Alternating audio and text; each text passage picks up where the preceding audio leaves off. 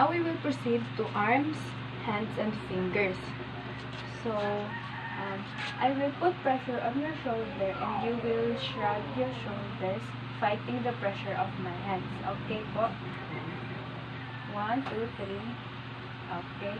And now, igaganyan ko yung arms ko and lalabanan ng head mo. Yung pressure.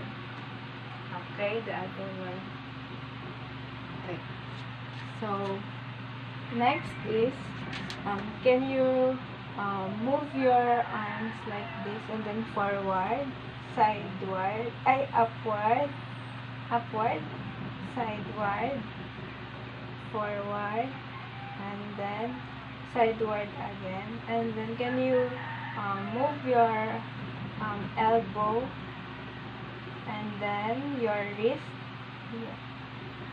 Yes, and then okay, downward. Then how about your fingers? Can you yes, alternate. And then okay, thank you.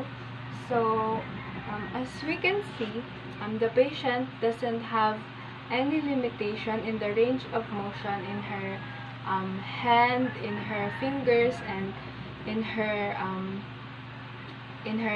elbow. And then her cranial nerve number 11 is intact, and because it is visible that it is intact because she can fight the pressure put upon her shoulders by doing shoulder shrug, and then by her face fighting the force on my arm. We will palpate the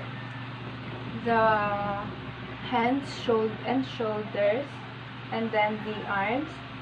So the skin is warm to touch, and the palm is warm to touch also. The nail beds are pinkish, and the capillary refill is good. Now we will perform a test graffitia. So ma'am, I will draw a number on your palm. You will close your eyes and you will guess the number. Okay? Yes. Okay. Ay, naka-on yan. Okay lang, ikakat ko. So you will close your eyes now, ma'am. 2. Okay. 7. Okay. 8. Okay. So the patient can also recognize the numbers drawn in her hand in the chest part of the patient. So assuming that the posterior part of the chest is exposed, we will auscultate on the posterior side. Before we auscultate, we must also observe the breathing of the patient if she uses accessory muscles in breathing. So after that, we will auscultate for breath sounds and voice sounds, and the same as in the lateral side of the patient's chest. We will also auscultate and then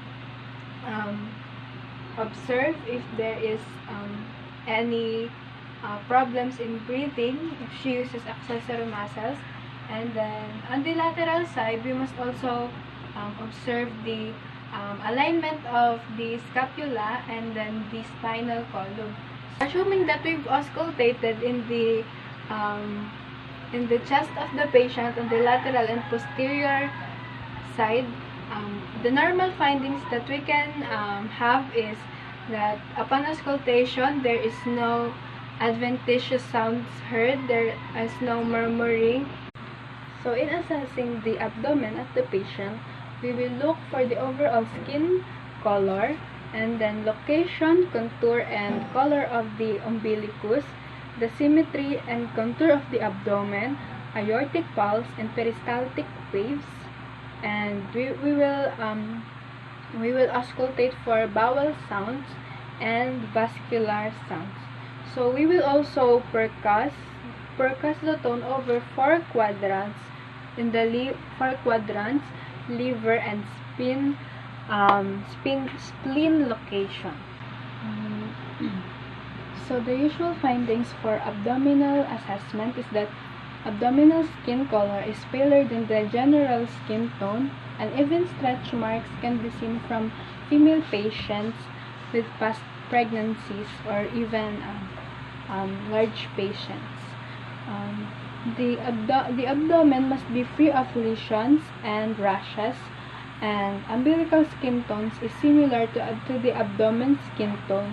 The umbilicus lies on the midline, and it is round and inverted. Abdomen is evenly rounded, and abdomen does not bulge when the patient raises his or her head in a lying position, and there must be no friction rub over spleen and liver, but there is dullness that may be heard, and no tenderness or pain elicited by the patient, and umbilicus and surrounding area are free of bulges or masses, and there must be no rebound tenderness or pain, and no abdominal pain reported by the patient upon the assessment. So what we are going to do in heart assessment is to inspect and palpate the apical pulse. We will also palpate apex, left sternal border, and base of the heart. We must auscultate aortic area, pulmonic area, the air point, tricuspid and mitral area for heart rhythm, extra sounds and murmurs. So the normal findings for heart assessment is that the patient will have a pulse with a grade of 2+ or obliterate with moderate pressure, and then apical pulse palpated in the mitral area with a rate of 60 to 100 beats per minute, and then with regular rhythm. A distinct sound is heard in each area, but S1 will be louder in the apex area upon auscultating, and then S2 sounds will be louder on the base of the heart, and then S3 sounds is not usually heard, not normally heard upon auscultation, and then the S4 sounds are can be heard in left lateral position and in a sitting position. There will be no murmurs or adventitious sounds heard. So now we will proceed to the assessment of legs, feet, and fingers. So we will test the range of motion, and we will conduct some test, and we will observe the color and the muscle distribution in the leg, feet, and fingers of the patient. Okay, upward and then downward. And now can you encircle the I move your feet in a circular motion. Okay. And then okay na po. Done. Now the patient will walk in a tandem walk position. Okay, ma'am, walk. Yes, using a straight line. Okay. Next is the patient will hop on the left side and then on the right side. Okay. And then the manual compression test. You will move your both hands and put the legs of the lower leg of the patient in the middle, and you will put pressure and ask the patient if he or she feels any pain, and if the patient reports for any pain, there could be any problem or fractures in the lower leg. So, and then for the ballotment test, okay, I will lift the knee and then circular motion. There is no clicking sound and there is no pain. And then on the other side,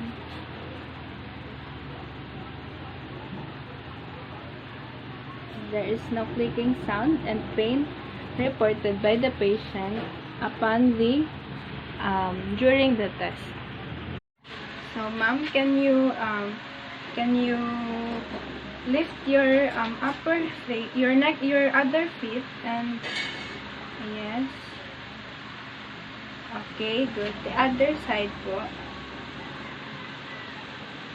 Okay. On the assessment of the leg, feet, and fingers of the patient, there is no clicking sounds, and the range of motion is not limited. And upon the test, the patient shows that there are no signs for osteoporosis or any kinds of fractures. And then we will proceed to the musculoskeletal and neurologic systems.